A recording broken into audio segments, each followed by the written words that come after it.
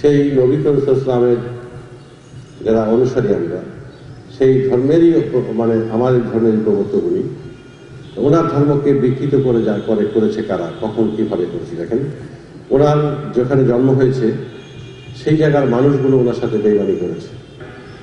তখন উনি যখন আল্লাহ হুকুমের ধর্ম প্রচার শুরু করেছেন, তখনই উনি মানুষের, ওনার এলাকার, ওনার জন্মস্থানের মানুষের শত্রুতা ওনার উপর শুরু করলেন, এবং তারা ওনাকে সহ্য করতে পারছিল না। ওনাকে হত্যা করবার জন্য, অপমান করবার জন্য, বিতাড়িত করবার জন্য, এবং যত রকমের অপবাদ সব দেওয়ার জন্য তারা যত রকম চেষ্টা তারা করেছে। অবশেষে উনি মক্কা নগরী থেকে আল্লাহর হুকুমে উনি মদিনা হিজরত করতে বাধ্য হন।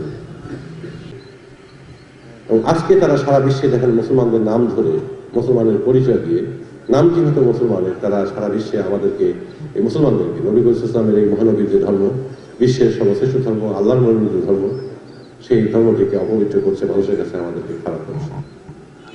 এটা কখনোই ধর্মের বিধান হতে পারে না।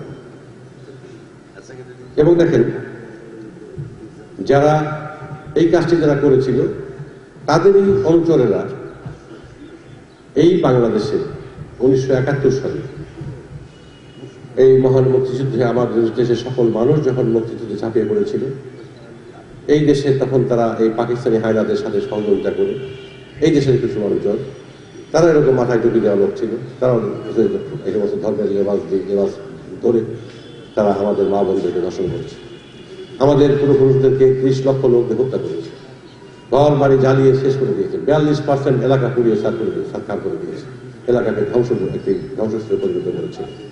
আমি সেই দিনই প্রতিজ্ঞা করলাম যে কোনো উপায় হোক আমি এর প্রতিশোধ দেব। এবং তখন ওই বয়সে আমি ভারতে গেছে টেনেছি, যুদ্ধ করেছি, আজকেও আমি বেঁচে আছি। আজকে আমাদের সামনে ইতিহাস যারা বর্ণনা করে, মিথ্যে ইতিহাস বলে, তখন ইচ্ছে হয় যে হয় আমি মরে যাই, মেরে ওরে মেরে ফেলি। আজকে এই বাংলাদেশের জন্ম হতো না, যেমন নবী করিম সাল্লাল্লাহু আলাইহি ওয়াসাল্লামের যদি জন্ম না হতো তাহলে বিশ্ব ব্রহ্মাণ্ডের সৃষ্টি হতো না।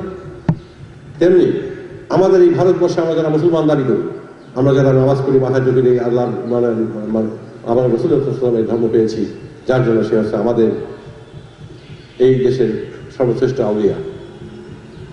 খাজা মঈনুদ্দিন চিশতি রাহমাতুল্লাহ জন্ম না হলে অথবা উনি দেশে না আসলে আমরাও ভারতবর্ষে বাংলা মুসলমান হইতাম না।